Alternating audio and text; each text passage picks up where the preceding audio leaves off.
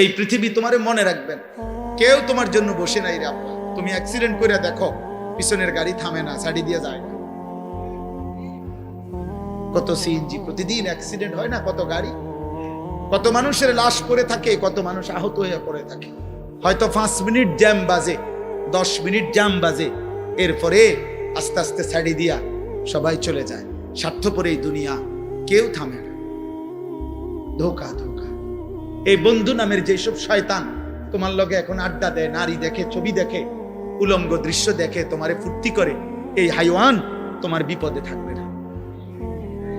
তুমি পাওটা ভাঙ্গা দেখো, আর ওরে কও বন্ধু তোর ফাড়াও তুই ভাঙ, সে জীবনও না, বলবে ভালো থাকিস, আচ্ছা যাই।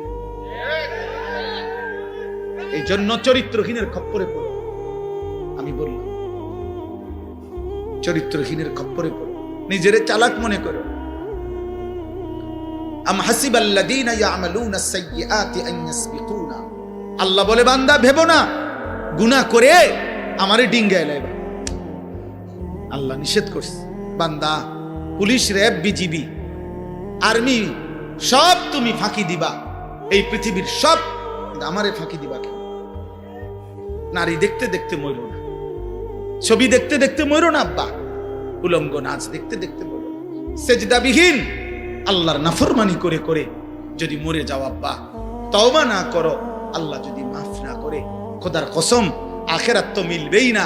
দুনিয়া, এই নাফরমান সন্তান মনে রাখিস আব্বা, দুনিয়া কোন জানোয়ারও তোকে স্মরণ করবে না। মানুষ তো দূরে থাক, নাফরমানকে পৃথিবী মনে রাখে না, পাপীকে পৃথিবী শ্রদ্ধা করে না, দুনিয়া নাফরমানকে সম্মান করে না, নাফরমানের নাম থাকে না। এ বাতে খাইতে পারবা, এ বেডি সাইবারি, হ্যাঁ চাও, অসুবিধা কি? দেখো নর্তকী দেখো, জিনাবে বিচারের দৃশ্য দেখো, নিজের হাত নিজের লজ্জাস্থানে নাপাক ব্যবহার করে নাপাক করো, বীর্যপাত হচ্ছে, অস্থিরতা করছো, নিজের শরীর নাপাক। হ্যাঁ, একদিন দেখবা আর ঘুম ভাঙ্গে না, একদিন দেখবা চোখ বন্ধ হয়ে গেছে, এই চোখ আর খুলবে না, আর খুলবে না, আর খুলবে না। সেদিন বুঝবা স্বার্থপর এই দুনিয়া কাউকে মনে রাখে না, কাউকে না, কাউকে কাউকে মনে রাখে না। এই জন্য নওজোয়ান তোমাদেরকে বলি শেষ কথা, রাত গভীরে আব্বা মনে রাখো, তুমি ছাড়াও ইসলাম বিজয় হবে। হ্যাঁ, সেদিন আবু জেহেলকে ছাড়া, আবু লাহাবকে ছাড়াও ইসলাম বিজয় হইছে, কালেমার বিজয় হইছে, পৃথিবীময় আল্লাহর দ্বীন প্রচার হইছে। অতএব অতএব আমরা এতটুকুই শুধু যে আমরা বলি, আমাদের জিম্মাদারি এটাই, যত চিৎকারি করি, যত আহাজারি করি, যত চোখের পানি ফেলি, ফায়সালা কোথায়? কোথায়? খালাস, আমরা এই আশায় আছি যে ফায়সালা তো আসমানওয়ালা দিব। অতএব মাহদী আসবে, দাজ্জাল বের হবে, ইসলামের বিজয় হবে, দাজ্জালের পতন হবে, ইহুদিদের পতন হবে, পৃথিবীময় ইসলামের খেলাফত উড়বে, কালেমার পতাকা উড়বে। খোদার কসম, আগামী দিনে আরেকবার কসম খোদার, নবী বলছে যদি ইসরাফিলের ফু দিতে আর একদিনও বাকি থাকে কিয়ামতের, তবুও মাহদী আসবে, দাজ্জাল বের হবে, যুদ্ধ হবে, ঈসা আলাইহিস সালাম আসমান থেকে নেমে আসবে, ইহুদিদের শেষ বেঈমানের পতন হবে, মৃত্যু হবে, আল্লাহর কালেমা, ঈমানের পতাকা, ইসলামের খেলাফা সারা পৃথিবীময় আরেকবার প্রতিষ্ঠিত হবে। খোদার কসম, এটা আখিরি নবীর ফয়সালা। নবী সাল্লাল্লাহু আলাইহি সাল্লাম এটা বলেছেন। অতএব ইমানদার যুবক, দ্বীনের জন্য, মাহদীর জন্য, ইসলামের জন্য, কালেমার জন্য কয়জন লাগবে? এই ফয়সালা কার হাতে? কারে নেবে? এই ফয়সালা কার হাতে? অতএব চরিত্রহীন যুবক, লম্পট যুবক, নারী, অশ্লীল ছবি, জিনা ব্যভিচারের দৃশ্য দেখে তোমরা যারা আছো, মনে করো না তোমার মতো অপদার্থের জন্য ইসলাম আটকায় যাবে। তোমার মতো আকামলা ছাড়াও ইনশাআল্লাহ ইসলামের বিজয় হবে, কালেমার বিজয় হবে। কিন্তু একদিন চোখ বন্ধ হইলে দেখবা, কবরে গেলে ফেরেশতা তোমার মতো নাফরমানকে লাথি দিয়া কবরে পাঠাইবে জাহান্নামে। সেদিন বুঝবা এই মৌলবীদের কথা কতটা দরকার ছিল। সেদিন বুঝবা এটুকু নামাজ পড়তে পারবে, সেদিন বুঝবা আল্লাহরে ডাকতে পারতা ইচ্ছা করে। শরীর স্বাস্থ্য সবই ছিল, কিন্তু নাফরমানি করবে। অতএব রাত গভীরে আমি বললাম, সমস্ত কিশোর যুবক ভাই, দয়া করে নষ্ট হইও না।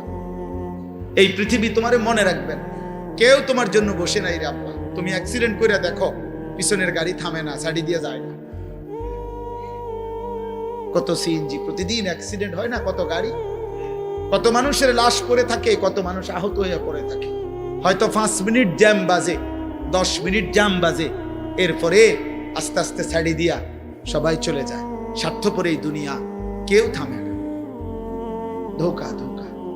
এই বন্ধু নামের যেসব শয়তান তোমার লগে এখন আড্ডা দেয়, নারী দেখে, ছবি দেখে, উলঙ্গ দৃশ্য দেখে, তোমারে ফুর্তি করে, এই হাইওয়ান তোমার বিপদে থাকবে না। তুমি পাওটা ভাঙ্গা দেখো, আর ওরে ক বন্ধু তোর ফাড়াও তুই ভাঙ, সে জীবনও না, বলবে ভালো থাকিস, আচ্ছা যাই। এই জন্য চরিত্রহীনের খপ্পরে পড়ো। আমি বললাম, চরিত্রহীনের খপ্পরে পড়ো, নিজেরে চালাক মনে করো। আম হাসিবাল্লাযীনা ইয়ামালুনা আস-সাইয়্যাতি আন ইয়াসবিকুনা, আল্লাহ বলে বান্দা ভেবো না গুনাহ করে আমারে ডিঙ্গায় লাইবা। আল্লাহ নিষেধ করছে, বান্দা পুলিশ, র্যাব, বিজিবি, আর্মি সব তুমি ফাঁকি দিবা, এই পৃথিবীর সব, কিন্তু আমারে ফাঁকি দিবা কেন? আমাকে ডিঙ্গাইবা কেন? অতএব বাপ, অনেক রাত হয়ে গেল। আমি সবার কাছে অনুরোধ করি, প্রিয় কিশোর, প্রিয় নওজোয়ান, চোখের হেফাজত করো। নারী দেখো না, অশ্লীল ছবি দেখো না বাপ, উলঙ্গ ছবি দেখো না, মোবাইলের আসক্ত হয়েও না, নিজের হেফাজত করো। 5 ওয়াক্ত নামাজ পড়ো, ফজরের নামাজ কষ্ট করে হলেও জামাতের সাথে পড়ো। দেখবা ফজরের মুসল্লি যারা, আমি বলে গেলাম মাহাদির সৈনিক তারা, যারা দাজ্জালের বিরুদ্ধে লড়বে তারা, ফজরের মুসল্লি যারা বিশ্বময় কালেমার পতাকা উড়াবে তারা। এটা মাহাদির এবং ঈসার নেতৃত্বে দাজ্জালের বিরুদ্ধে, ইহুদিদের বিরুদ্ধে হাদিসের বক্তব্য হলো শেষ যুদ্ধ, চূড়ান্ত লড়াই ফজরের নামাজের পরে শুরু হবে। ফজরের মুসল্লিদেরকে সাথে নিয়ে মাহদি এবং ঈসা যুদ্ধ শুরু করবে। আসরের নামাজের ভিতরেই, আসরের ওয়াক্ত হইতে হইতেই দাজ্জাল নিহত হবে এবং সমস্ত ইহুদি নিহত হবে, এবং আসরের ওয়াক্তে মাহদি এবং ঈসার নেতৃত্বে মসজিদে আকসা বিজয়ের পতাকা, ইমানের পতাকা উড়বে, সারা পৃথিবীময় ইসলামের খিলাফা প্রতিষ্ঠা। ভাই আমি দেখবো নয় তুমি দেখবে, নয় আমার সন্তান দেখবে, কিন্তু আল্লাহ রাসূল সাল্লাল্লাহু আলাইহি সাল্লামের এই কথা বৃথা হবে। কোন জালেমের পতনের আগে কেউ বোঝে না কেমনে পতন, কেমনে পতন, কিন্তু যে সময় জায়গা সে সময় সবাই বোঝে যে এমনি যাইতেছে। বুঝেন নাই? হেলিকপ্টার উঠবার আগে কেউ বুঝছে না যে হেলিকপ্টার দিয়ে যাইবো না অটো দিয়ে যাইবো, কেউ খেয়াল, কিন্তু যখন হেলিকপ্টার ছেড়ে দিছে সবাই বুঝা লাইছে যে এই জায়গা। এটাই ফেরাউন, মুসা আলাইহিস সালাম নদী দিয়া যে রাস্তা হইছে 12টা, 1 মিনিট শুনেন তো। ফেরাউন পাশে আইসা দেখছে যে নদীর উপরে রাস্তা, 12টা রাস্তা, এটা দিয়ে মুসার বাহিনী পার হয়ে গেছে।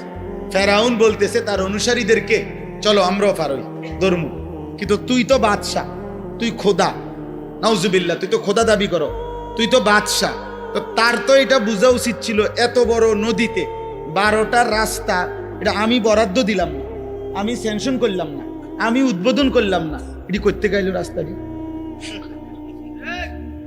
আপনি কথাটা বুঝছেন না?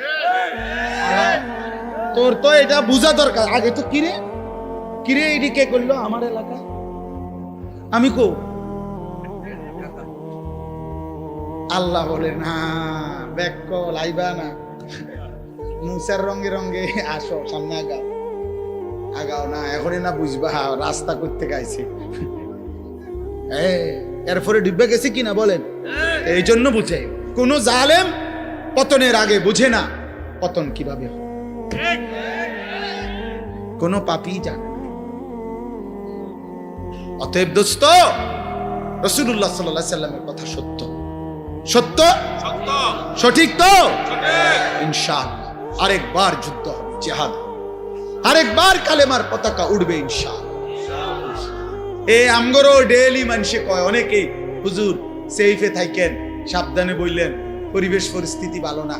300 বছর আগে, 3000 বছর আগেরও কাউরে যদি আপনি কবর থেকে উঠান, এ উনার আমলও মানুষে উনারে কইছে সেফে থাকেন, পরিস্থিতি ভালো না। পরিস্থিতি কোন সময় ভালো ছিল না। কথা বুঝেন না? সব সময় কি ইমানের পরীক্ষা দিতেই হবে, কালেমার পরীক্ষা দিতেই হবে। সেফে থাকার কিছু নাই। গুলি করুক, খুন করুক, আর গুম করুক, আর যাই করুক, আমার পরিষ্কার বক্তব্য, যে যাই করে কিন্তু খোদার কসম শেষ পর্যন্ত আমাকে তো আমার আল্লাহর কাছেই ফেরত পাঠাবে, আর আমার মালিক ইনসাফ করবে ইনশাআল্লাহ।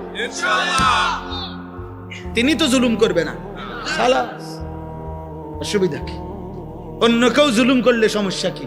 যেই ফয়সালা করবে উনি তো জুলুম করবে না, তো উনি তো দেখছে, উনি দেখছে না। অতএব বাপ আমার, দোস্ত আমার, আল্লাহর জন্য লড়ো, আল্লাহর জন্য সেজদা দাও। সমস্ত বাবাদেরকে বলি, দিন মানেন, আল্লাহকে মানেন, বিবি বাচ্চা ছেলে মেয়েকে এই শেষবারের মতো অনুরোধ করলাম, ইমানের উপরে রেখে যান, ইসলামের উপরে রেখে যান।